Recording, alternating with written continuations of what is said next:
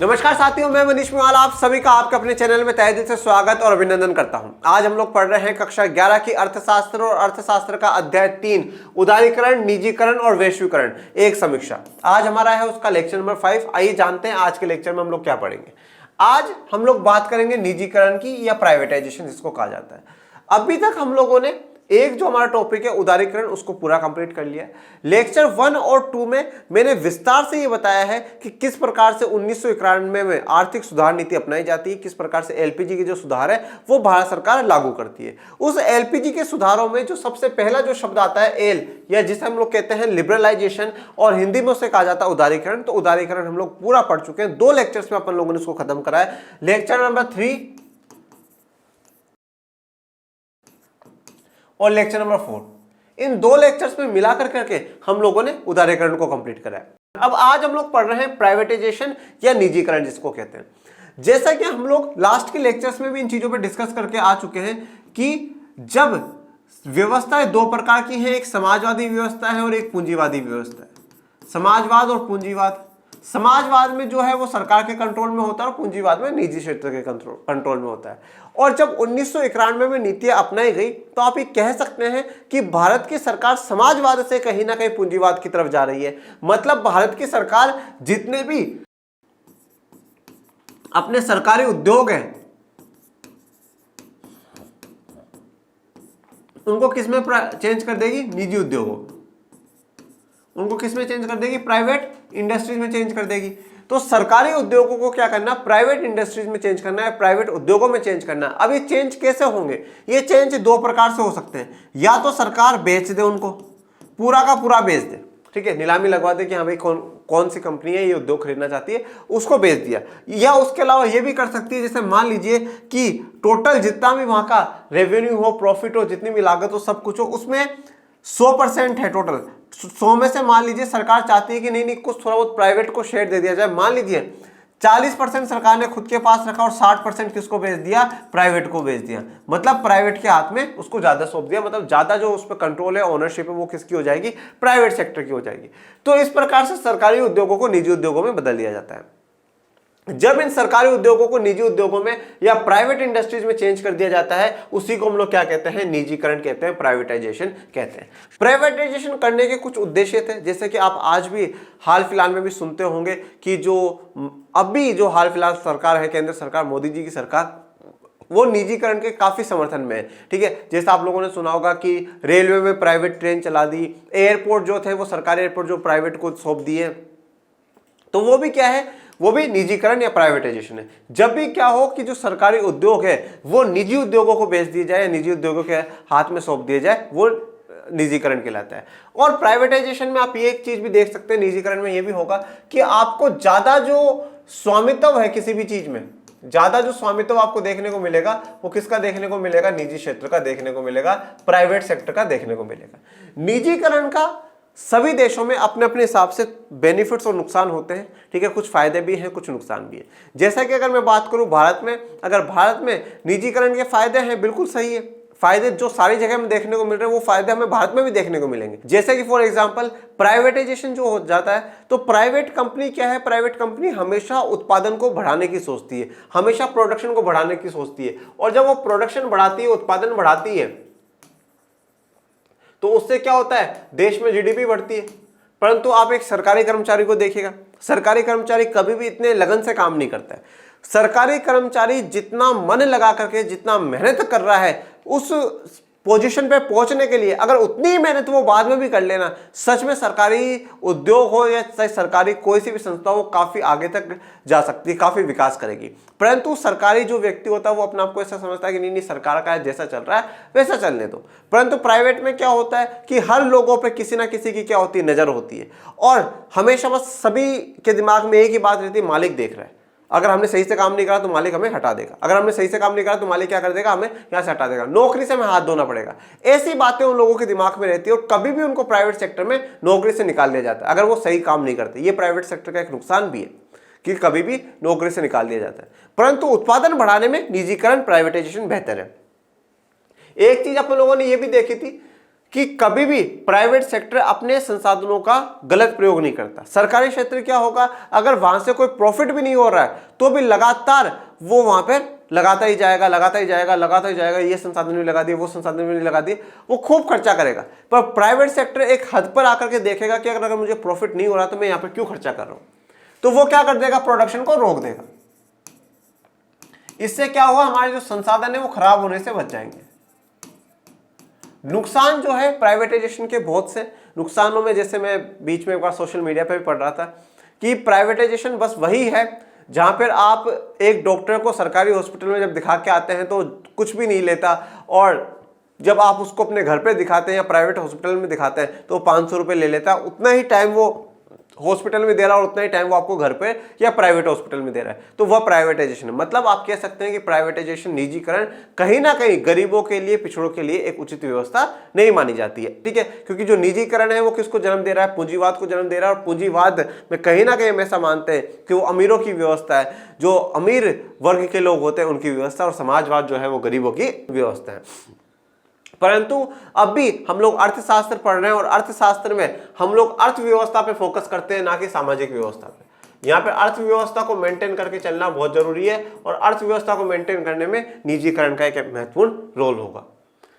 किसी सार्वजनिक उपक्रम के स्वामित्व या प्रबंधन का सरकार द्वारा त्याग। कोई भी जो सार्वजनिक उपक्रम हो, सार्वजनिक उपक्रम का मतलब जो सरकार के अंडर में हो, कोई भी ऐसी संस्था, कोई भी ऐसा ऑफिस, उसका स्वामित्व, उसका मालिकाना हक और उसका प्रबंधन, प्रबंधन का मतलब क्या होता है, मैनेजमेंट, उसका सरकार द्वारा क्या कर दिया जाए, त्याग कर दिया जाए। सरकार छोड़ दे कि भाई आज से हम लोग छोड़ रहे हैं, किसके पास चला गया, प्राइवेट के पास चला गया, प्राइवेट के किसी उद्योगपति को बेच दिया जाएगा, किसी कंपनी के मालिक को बेच दिया जाएगा, वो कंपनी बेच दी जाएगी। देखिए कभी कभार क्या होता है कि कंपनी पूरी भी बेची जा सकती है और कभी कभार कुछ परसेंट हिस्सा भी बेच देती है। जब कुछ परसेंट हिस्सा बेच रही है तो हम लोग कहते हैं इसको PPP मॉडल कहते हैं, पब्लिक प्राइवेट पार्टनरशिप। ठीक है, पब्लिक प्राइवेट पार्टनरशिप मतलब सरकार और वो दोनों मिलकर के काम कर रहे हैं। जॉइंट कंपनीज भी इनको कहा जाता है कि दोनों मिलकर के काम कर रही है। पर जनरली ज्यादातर सरकार क्या कर देती है, उनको बेच करके ही काम करती है, और काफी बार सरकार को लगता है कि नहीं, इसका कुछ स्टेक हमारे कंट्रोल में, हमारे हाथ में भी होना चाहिए, तो सरकार उसको रखती है।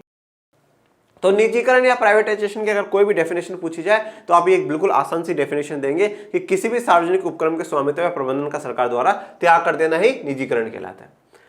सरकारी कंपनियां निजी क्षेत्र की कंपनियों में दो प्रकार से परिवर्तित हो रही है। देखिए अब सरकारी जो कंपनी है वो निजी क्षेत्र की कंपनियों में, मतलब मैं कह सकता हूं पब्लिक सेक्टर जो कंपनीज है वो प्राइवेट सेक्टर कंपनीज में दो प्रकार से परिवर्तित होती है, दो प्रकार से चेंज हमें देखने को मिलता है। दो कौन कौन से प्रकार है, पहला सरकार का सार्वजनिक कंपनी के स्वामित्व और प्रबंधन से बाहर होना। सरकार क्या करेगी, सार्वजनिक जो कंपनी, सार्वजनिक कंपनी का मतलब क्या हो गया, जो गवर्नमेंट की कंपनी है उस कंपनी के स्वामित्व से और प्रबंधन से बाहर होना। स्वामित्व और प्रबंधन से बाहर होने का मतलब क्या हो जाएगा कि भैया उसका जितना भी वहां पे जितनी भी एसेट्स है, जितनी भी पूंजी है, उसका स्वामित्व, उसका मालिकाना हक अब सरकार का नहीं रहेगा, और जो भी प्रबंधन, जो भी मैनेजमेंट होगा उस मैनेजमेंट को सरकार नहीं देखेगी। एक बार दूसरा देखिए, फिर भी हम और भी डिस्कस करेंगे उसको। सार्वजनिक क्षेत्र की कंपनियों को सीधे बेच दिया जाना, और यह क्या हो सकता है, सार्वजनिक क्षेत्र की जो कंपनियां उनको डायरेक्टली सीधा बेच दिया जाए। देखिए दो प्रकार से हो रहा है, एक तो पूर्ण रूप से पूरा ही बेच दिया जाए। जब आपने पूरा ही बेच दिया तो सब कुछ आपके हाथ से चला गया, और सरकार कभी कभार क्या करती है, मालिकाना हक प्राइवेट कंपनी को सौंप दिया, मैनेजमेंट सारा का सारा प्राइवेट कंपनी को सौंप दिया, और परंतु अभी भी सरकार का उस पर कंट्रोल है। मतलब उसमें यह होगा कि जितनी असेट सरकार ने लगा रखी उसमें कुछ परसेंटेज किसका होगा, सरकार का होगा। सरकार नियंत्रण रखेगी, सरकार कंट्रोल रखेगी, सरकार ध्यान रखेगी कि भैया कितना उत्पादन हो रहा है, कितना नहीं हो रहा, कैसा हो रहा है, कैसा नहीं हो रहा, पर सरकार हस्तक्षेप ज्यादा नहीं करेगी। अब ये ऐसा सरकार क्यों कर रही है, ऐसा इसलिए कर रही है कि सरकार क्या करे, प्राइवेट को दे करके, प्राइवेट को सरकार अगर दे देती है, प्राइवेट को अगर सौंप देगी तो प्राइवेट बेहतर टेक्नोलॉजी लगा करके उसका उत्पादन बढ़ा देगा। यहां पर सरकार मतलब अपना कंट्रोल अभी रखेगी, सरकार अपना कंट्रोल उसमें जारी रखती है, ठीक है ना। और इसमें ऐसा, जैसे अपन जो अभी एग्जांपल की बात कर रहे हैं, तो एग्जांपल देखिए मैं आपको ऐसा बताता हूं, जैसा सरकार क्या करेगी, मान लीजिए कि कोई भी चीज सरकार निर्माण करवा रही है, अब उसमें मान लीजिए 70% तक सब कुछ किसको सौंप दिया, प्राइवेट को सौंप दिया, 30% सरकार का है, परंतु सरकार ने बोल रखा है सब कुछ तुम्हारा ही तुम्हारा है, परंतु बस एक तो प्रॉफिट जो भी आए वो सरकार को बांटना ही, आपको सरकार को देना ही है। पर सरकार ये काम कर क्यों रही है, सरकार वो इसलिए काम कर रही है क्योंकि सरकार चाहती है कि वहां से उत्पादन, वहां से प्रोडक्शन बढ़ सकता है और उसको बढ़ाना चाहिए। तो वहां पे तो स्वामित्व और प्रबंधन से बाहर आना है, और यहाँ पे सरकार ने क्या करा, पूरा का पूरा बेच ही दिया। मतलब मैं कह सकता हूं ये पीपीपी मॉडल पे काम हो रहा है, पब्लिक प्राइवेट पार्टनरशिप पे, और ये पूर्ण रूप से उसको क्या कर दिया गया, प्राइवेट कर दिया गया। अब बात करते हैं विनिवेश की। विनिवेश को इंग्लिश में कहा जाता है डिसइन्वेस्टमेंट। डिसइन्वेस्टमेंट क्या कहा जाएगा, डिसइन्वेस्टमेंट। किसी सार्वजनिक क्षेत्र के उद्यमों द्वारा जन सामान्य को इक्विटी की बिक्री के माध्यम से निजीकरण को विनिवेश कहा जाता है। अब देखिए इक्विटी क्या होता है। इक्विटी का मतलब ये हो गया जितना भी उसमें टोटल जो आपका शेयर है वो इक्विटी कहलाएगा। जैसे कि फॉर एग्जांपल मान लीजिए कि भैया टोटल, जैसे मान लीजिए कोई कंपनी है, उसमें 100 करोड़ रुपए है, 100 करोड़ रुपए लागत उसकी, मतलब 100 करोड़ में से मान लेते हैं 100 के 100 करोड़ किसने लगा रखे हैं, सरकार ने लगा रखे हैं, ठीक है। परंतु सरकार चाहती है कि इसमें से मैं 60% मतलब 60 करोड़ तक के जो शेयर्स है वो बेच देती हूं, 60 करोड़ तक के शेयर्स बेच देती हूं, मतलब 60 करोड़ तक के कोई व्यक्ति खरीद ले। मतलब आप कह सकते हैं कि 60 करोड़ तक का जो हिस्सा है ना, वो क्या कर दिया, सरकार ने बेच दिया, जन सामान्य को बेच दिया। जन सामान्य मतलब जन सामान्य में आप और मेरे जैसे लोग नहीं खरीद सकते हैं, वो ऑफकोर्स सी बात है, कोई बड़े उद्योगपति खरीदेंगे। तो जब इक्विटी की बिक्री के माध्यम से निजीकरण किया जाता है तो उसको विनिवेश कहा जाता है। देखिए डिसइन्वेस्टमेंट जनरली जो होता है वो ये होता है कि अगर 50% तक, जैसे मान लीजिए 100 करोड़ है, 100 करोड़ में से 50 करोड़ तक का अगर निवेश जो है वो सरकार का है तो उसको डिसइन्वेस्टमेंट कहा जाएगा, उसको डिसइन्वेस्टमेंट कहा जाता है। मतलब पर 51% अगर हो जाता है तो फिर वो निजीकरण में आ जाता है। डिसइन्वेस्टमेंट जब सरकार करती है तो सरकार ये दर्शाने की कोशिश करती है कि देखो अभी हमने पूरा नहीं बेचा है, अभी हम लोग, हमारे पास थोड़ा बहुत है। अब जो भी जिनकी भी आशाएं पूरी सरकार पे टिकी हुई है वो ऐसा ना सोचे कि सरकार ने सब कुछ ही प्राइवेट के हाथ में सौंप दिया है। ओके, सरकार के अनुसार इस प्रकार की बिक्री का मुख्य ध्येय वित्तीय अनुशासन बढ़ाना और आधुनिकीकरण में सहायता देना है। जो अब सरकार का इस पूरी जो बिक्री है उसके पीछे जो मुख्य उद्देश्य है वो क्या है, वित्तीय अनुशासन बढ़ाना, ठीक है। जो फाइनेंशियल जो डिसिप्लिन है उसको बेहतरीन करना और आधुनिकीकरण में, मॉडर्नाइजेशन में हेल्प करना। सरकार ये क्यों कर रही है, क्योंकि हम किसी प्राइवेट कंपनी को या प्राइवेट लोगों को बेच देंगे तो वो क्या करेंगे, मॉडर्नाइजेशन करेंगे, नई से नई बेहतर से बेहतर चीजें लगा कर आएंगे और वित्तीय अनुशासन बढ़ेगा। वित्तीय अनुशासन का मतलब क्या, फाइनेंशियल डिसिप्लिन बढ़ेगा। मैंने जैसा अभी आपको क्या कहा कि सरकार उद्योग इसलिए भी बंद नहीं कर पाती है क्योंकि वहां पे काफी लोग बेरोजगार हो जाएंगे, पर फिर भी संसाधन तो खराब होते जा रहे हैं। संसाधन कहां से आ रहे हैं, वित्तीय फाइनेंस लेके तो आप ला रहे हो। तो परंतु प्राइवेट सेक्टर तो क्या करेगा, अगर सही काम नहीं हो रहा तो वो प्रोडक्शन बंद कर देगा। अब लोगों को रोजगार मिल रहा है या नहीं मिल रहा वो उनकी चिंता नहीं है। तो वो वित्तीय अनुशासन को भी बढ़ाना है कि भाई जो फाइनेंशियल डिसिप्लिन है वो बनाना है, तो वो पैसा बिगड़ेगा नहीं, संसाधन खराब नहीं होंगे जब वो प्रोडक्शन को बंद कर देंगे। तो यह भी अपेक्षा की गई थी कि निजी पूंजी और प्रबंधन क्षमताओं का उपयोग इन सार्वजनिक उद्यमों के निष्पादन को सुधारने में प्रभावपादक सिद्ध होगा। मतलब ये अपेक्षा, ये उम्मीद भी करी गई थी कि जब ये जो निजी पूंजी है ये हम प्राइवेट को सौंप देंगे, उनके प्रबंधन क्षमताओं का उपयोग इन सार्वजनिक उद्यमों के निष्पादन को सुधारने में अच्छा होगा। मतलब इन्होंने क्या कहा कि अगर हम ये चीजें प्राइवेट सेक्टर को सौंप देते हैं, प्राइवेट सेक्टर को दे देंगे, तो क्या होगा, जो सार्वजनिक जितने भी उद्यम है, जितने भी पब्लिक सेक्टर्स है, वो जो काम कर रहे हैं उन निष्पादन की जो सुधारने की जो है क्षमता जो है वो सुधरेगी, वो बेहतरी होगी। मतलब ओवरऑल निष्कर्ष वही निकलता है कि टेक्नोलॉजी बेहतर अपना लेंगे, ठीक है, मॉडर्नाइजेशन करेंगे, आधुनिकीकरण करेंगे और जो प्रोडक्शन की जो कैपेसिटी है वो ज्यादा बेहतर हो जाएगी। सरकार को यह भी आशा थी कि निजीकरण से प्रत्यक्ष विदेशी निवेश को अंतर्वाह को भी बढ़ावा मिलेगा और सरकार को यह भी आशा थी कि भाई निजीकरण, अब निजीकरण का मतलब क्या हो गया, प्राइवेटाइजेशन। प्राइवेटाइजेशन का मतलब यह हो गया कि आप ज्यादा से ज्यादा बिजनेस को आप क्या कर रहे हो, अलाउ कर रहे हो, ज्यादा बिजनेस को अलाउ कर रहे हो। मतलब आप, सरकार खुद कंट्रोल नहीं कर रही, वो ज्यादा से ज्यादा देश के जो उद्योगपति हैं उनको ऑप्शन दे रही है आगे बढ़ने का। इसका मतलब क्या हो गया कि सरकार कहीं ना कहीं देश के उद्योगपतियों के द्वारा दूसरे बाहर के उद्योगपतियों को भी कह रही है कि हाँ आप भी हमारे देश में आइए। जब हम हमारे देश में ज्यादा से ज्यादा इंडिविजुअल्स को, लोगों को हम क्या है, बिजनेस में सरकार हेल्प करेगी, प्राइवेट में उनको हेल्प करेगी, तो उससे क्या होगा, जो बाहर से जो लोग आने वाले हैं जो यहाँ निवेश करेंगे, और वो जो निवेश करेंगे उसको क्या कहा जाता है, प्रत्यक्ष विदेशी निवेश कहा जाता है। हिंदी में उसको, इंग्लिश में शॉर्ट में FDI कहा जाता है।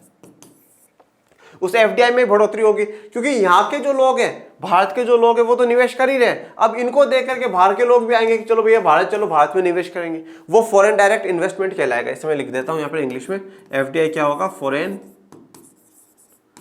Direct investment. क्या कहते हैं हम इसको? Foreign direct investment. सरकार ने सार्वजनिक उपकरणों को प्रबंधकीय निर्णयों में स्वायत्तता प्रदान कर उनकी कार्यकुशलता को सुधारने का प्रयास किया है। तो सरकार ने सार्वजनिक जो उपक्रम जितने भी जो पब्लिक सेक्टर थे उन सभी को प्रबंधकीय निर्णयों में मतलब मैनेजमेंट के जितने भी निर्णय उनको संभालने का जितना भी कामकाज है उसमें स्वायत्तता प्रदान कर दी। स्वायत्तता प्रदान करने का मतलब क्या? ऑटोनॉमी दे दी, आप खुद डिसीजन ले लीजिए। अच्छा, इस फैसले में आपको सरकार से पूछने की जरूरत नहीं, आप सरकार आपके साथ है, आप जो फैसला लेंगे वो। मतलब सरकार ने क्या कर दिया है? फ्री कर दिया उन लोगों को। जहां पर पहले हर चीज के लिए पूछना पड़ रहा था कि कितना उत्पादन करें, लाइसेंस लेकर के आओ, ठीक है, ये चीज उत्पादित कर सकते हैं, लाइसेंस लेकर के आओ, फैक्ट्री लगानी है, लाइसेंस लेकर के आओ, फैक्ट्री को बंद करना, लाइसेंस देकर के जाओ। मतलब बहुत ज्यादा लफड़े सरकार ने कर रखे थे। परंतु अब तो सरकार ये कह रही है कि अगर आपको मैनेजमेंट को सुधारना है, जो कुछ भी करना है, आपको पूरी क्या है फ्रीडम आपको दी गई है, पूरी आपको छूट दी गई है, आप जैसा करना चाहते हैं वैसा करिए। और ये सब क्यों कराया सरकार ने? कार्य कुशलता को सुधारना। कार्य मतलब जो भी काम वो कर रहे हो कुशलता से, अच्छे से वो काम करा जाए, उस कार्य कुशलता को सुधारा गया है। जैसा कि पर सरकारी जो एक व्यक्ति होता है वो नहीं करता, वो सोचता है अरे यार कर लेंगे, सरकार हमें हटाएगी तो है नहीं, ठीक है। पर प्राइवेट वाला जो होता है वो बिल्कुल कंटिन्यूसली काम करता रहता है, क्योंकि उसको लगता है कि अगर मैंने आज सही से काम नहीं करा तो कल मुझे क्या कर दिया जाएगा, यहाँ से हटा दिया जाएगा, रिमूवल दे दिया जाएगा। उदाहरण के लिए कुछ सार्वजनिक उपकरणों को महारत्न, नवरत्न और लघुरत्न का विशेष दर्जा दिया गया है, ठीक है। तो ये आपको बॉक्स में दिए हुए हैं, उनकी अभी हम चर्चा करेंगे। तो महारत्न, नवरत्न और लघुरत्नों में बांटा गया है। नवरत्न और सार्वजनिक उद्यम नीतियां आपकी किताब में ये बॉक्स में दिया हुआ है, ठीक है। और राजा विक्रमादित्य, अकबर, इन राजाओं के दरबारों में नवरत्न हुआ करते थे। नवरत्न कौन है? ये वो ग्रुप है राजा के लोगों का जो कि राजा को सलाह दिया करते थे। जैसे कि आज आप लोग पॉलिटी अगर पढ़ी है आप लोगों ने, तो जैसे कि प्रधानमंत्री होता है, प्रधानमंत्री को आप एक राजा की तरह मान सकते हैं, और उसके साथ उसकी पूरी टीम होती है, काउंसिल ऑफ मिनिस्टर, जिसको हम लोग क्या कहते हैं? मंत्रिमंडल कहते हैं।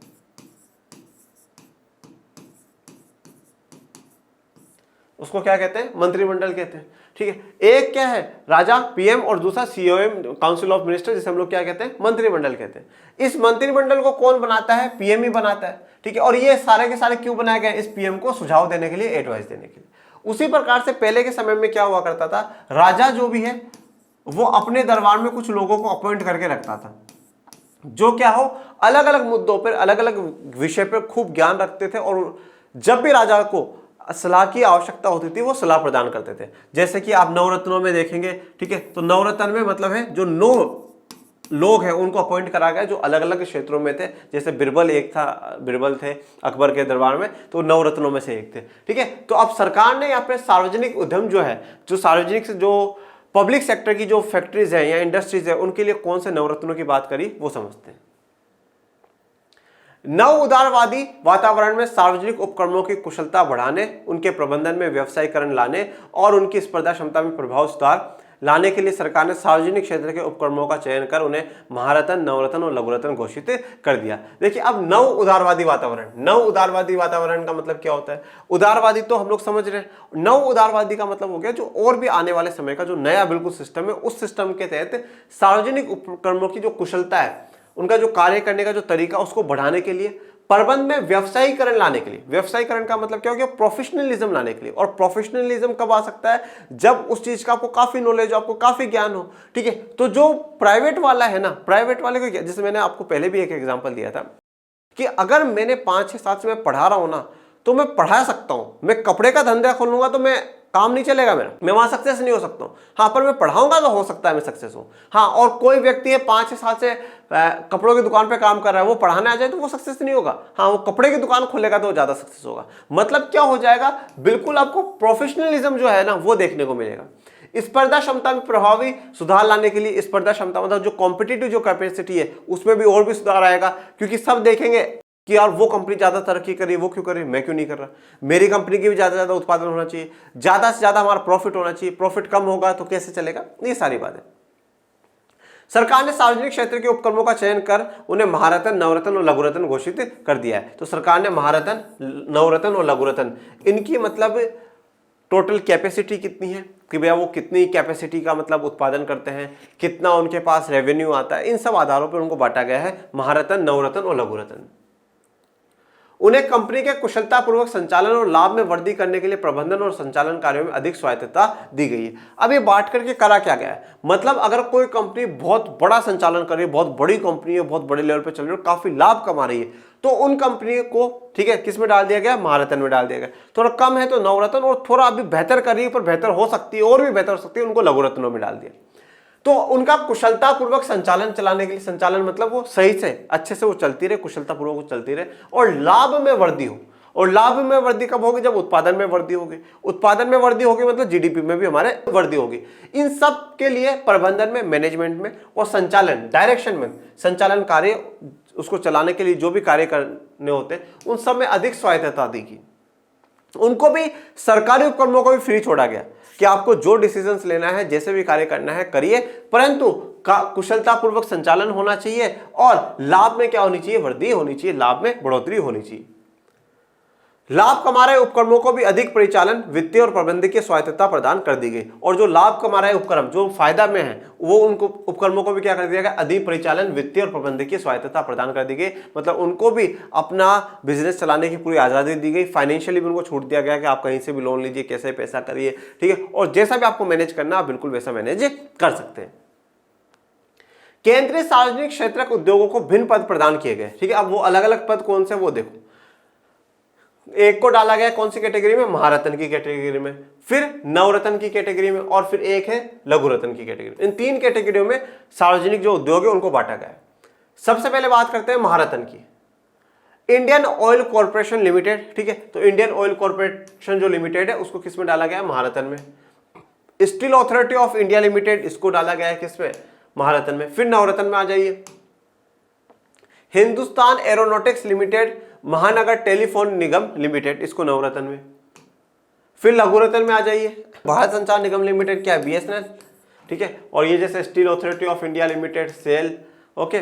Airport Authority of India, Airport Authority of India, AAI, इसके बारे में आप लोगों ने क्लास 10th की ज्योग्राफी में चैप्टर 7 में पढ़ा होगा। इंडियन रेलवे कैटरिंग और टूरिज्म कॉर्पोरेशन लिमिटेड, आईआरसीटीसी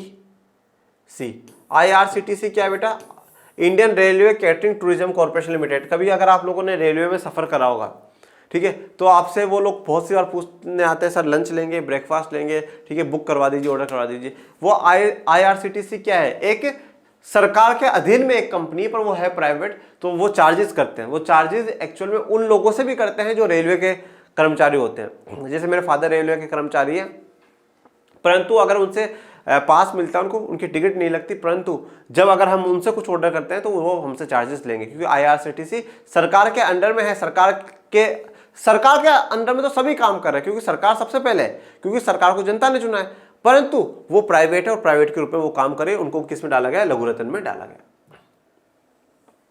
लाभ अर्जित कर रहे अधिकांश सार्वजनिक क्षेत्र के उपक्रमों की स्थापना पहली बार 1950 और 1960 के दशकों में उस समय की गई, जब सभी सार्वजनिक नीतियां आत्मनिर्भरता के विचार से प्रेरित थी, ठीक है। और लाभ अर्जित कर रहे जितने भी जितनी भी हमने कंपनियों के नाम पढ़े, वो ज्यादा से ज्यादा लाभ अर्जित कर रहे हैं, ज्यादा से ज्यादा प्रॉफिट कमा रहे हैं। और वो प्रॉफिट क्यों कमा पा रहे हैं, क्योंकि इन सबकी स्थापना हमने 1950 या 1960 के दशक में करी।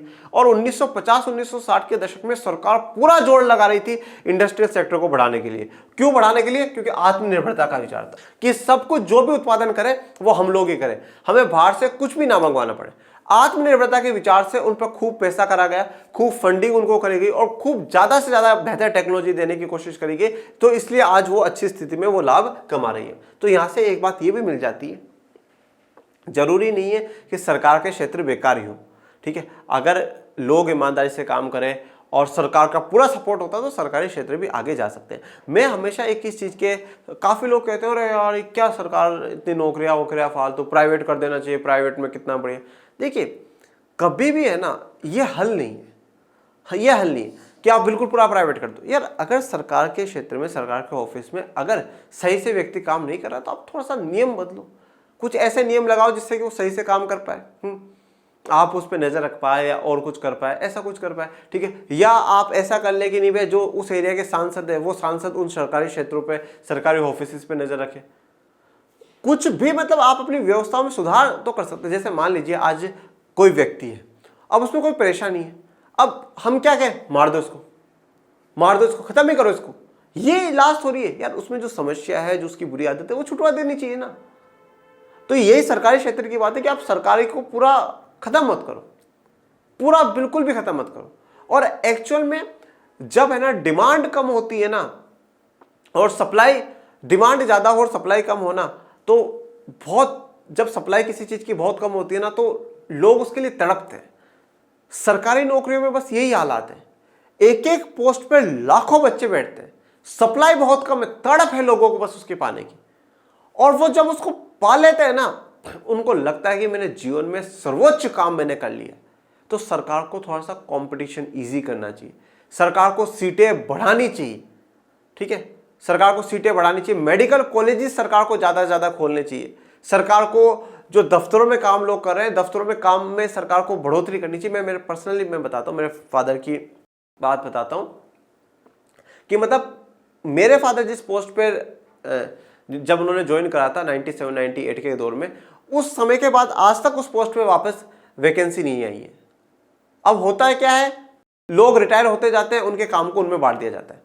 जब किसी काम को 40 लोग करा करते थे, आज उस काम को 10 लोग कर रहे हैं, उन पर बर्डन आ गया। और अब काफी लोग ये कि बेचारे परेशान हो करके छोड़ करके जा रहे हैं। जो सीटें खाली हैं उनको भरा तो जाए।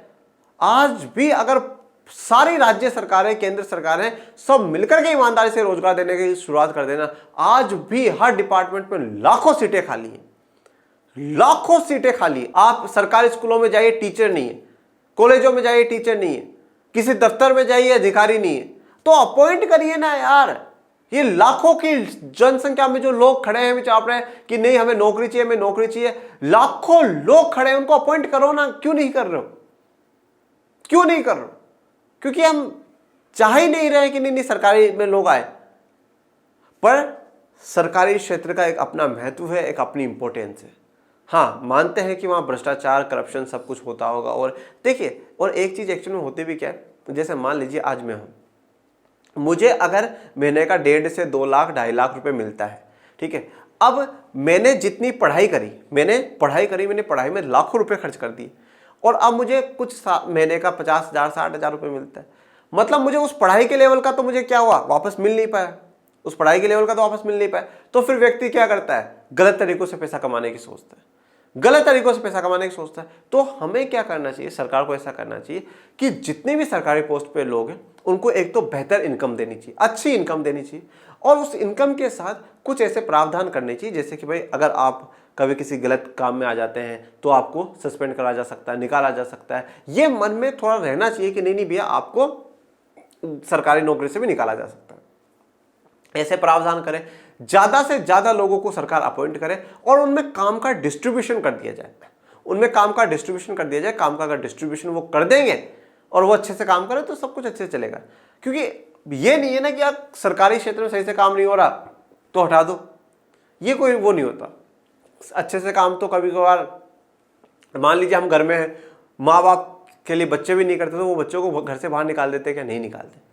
हमारी सरकारें सही से काम नहीं करती, हम सरकारों को, सरकारी व्यवस्था सिस्टम ही हटा दें क्या कि सरकार होगी नहीं देश में, ऐसा तो नहीं करते ना। तो उसी प्रकार से सरकारी नौकरियों के भी जो लोग कहते हैं कि नहीं नहीं बिल्कुल सब कुछ प्राइवेट कर देना चाहिए, प्राइवेट पेटर, देखो ऐसा नहीं है, ठीक है ना। उन लोगों से पूछो जो लोग हजारों की लाखों की फीस नहीं भर सकते, वो अपने बच्चों को सरकारी स्कूल में पढ़ाते हैं, उनसे पूछो कि सरकारी की क्या वैल्यू है, ठीक है। जब हजारों की दवाइयाँ प्राइवेट में नहीं लेकर के आ सकते, वो जब उनको एक सरकारी हॉस्पिटल में मुफ्त में दवाइयाँ, मुफ्त में इलाज मिलती है, तो पूछो कि सरकारी की क्या इंपॉर्टेंस है, सरकार का क्या महत्व है, ठीक है ना। तो इस तरीके से हमें पूर्ण रूप से सरकार को नकारना नहीं चाहिए और सरकारी क्षेत्र को भी नहीं नकारना चाहिए। उनकी स्थापना का ध्येय आधारभूत सुविधाओं का विस्तार, जो आधारभूत जो बेसिक सुविधाएं थी उनका विस्तार करना, प्रत्यक्ष रोजगार का सर्जन करना, मतलब डायरेक्टली क्या हो, रोजगार का सर्जन करा जाए। डायरेक्टली रोजगार का सर्जन करने का मतलब क्या है, ज्यादा से ज्यादा लोग रोजगार से जुड़े ताकि जनसामान्य तक उनका उच्च गुणवत्ता युक्त उत्पादन नाम मात्र लागत पर पहुंचाया जा सके। तो देखिए, एक तो आधारभूत सुविधाएं मिल जाएंगी और लोगों को रोजगार मिल जाएगा। तो अब जो सरकार ने अच्छी क्वालिटी का जो सामान बनाया है उसको नाम मात्र लागत पर ही क्या है पहुंचाया जा सकता है, तो बहुत कम पैसे में सरकार पहुंचा सकती है। इस प्रकार इन कंपनियों को सभी पनधारियों के प्रति उत्तरदायी बनाया गया, ठीक है। इस प्रकार इन कंपनियों को सभी पनधारियों के प्रति उत्तरदायी बनाया गया, ठीक है। तो ये जितने भी कंपनियां हैं जो सरकार के अंडर में काम कर रही है, लाभ कमा रही है, ठीक है, उन सभी कंपनियों को क्या है, जो पंचधारियों का मतलब हो गया स्टेक होल्डर्स, मतलब जो इतना का भी उस कंपनी से जुड़ा हुआ है, जितने भी कंपनी में इन्वेस्टमेंट कर रखा, उन सब का क्या है कि उनके प्रति उत्तरदायी बना दिया कि भैया जो भी इन कंपनी से जुड़े हुए हैं, हमारी जो सार्वजनिक कंपनी है वो भी अच्छा कर रही है और उनका विश्वास जो है वो बना हुआ रहना चाहिए।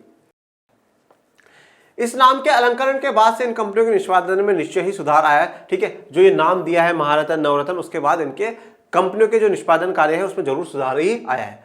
विद्वानों का कहना है कि सार्वजनिक उपकरणों के प्रसार को बढ़ावा देकर इन्हें विश्व स्तरीय निकाय बनाने में सहायता देने के स्थान पर सरकार ने विनिवेश द्वारा आंशिक रूप से इनका निजीकरण कर दिया है।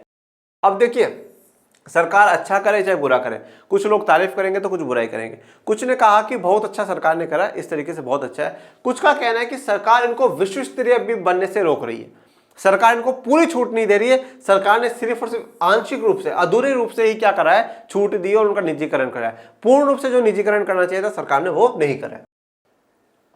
अभी कुछ समय पहले सरकार ने इन्हीं सार्वजनिक स्वामित्व में ही रखने का निर्णय किया है और उन्हें वित्तीय बाजार से स्वयं संसाधन जुटाने और विश्व बाजार में अपना विस्तार करने के योग्य बनाया है। और कुछ लोग ये कहते हैं कि सरकार ने सार्वजनिक स्वामित्व में ही रखने का निर्णय किया, कुछ कंपनियों को अपने अंडर में रखने का निर्णय लिया है सरकार ने, परंतु उनको संसाधन जुटाने और विश्व बाजार से अपना विस्तार करने की पूरी छूट, पूरी स्वायत्तता उन लोगों को दी। चलिए, तो आज के लिए अपना इतना ही। निजीकरण भी अपना पूरा कंप्लीट हो गया। नेक्स्ट लेक्चर में वैश्वीकरण पर पूरी विस्तार से चर्चा करेंगे।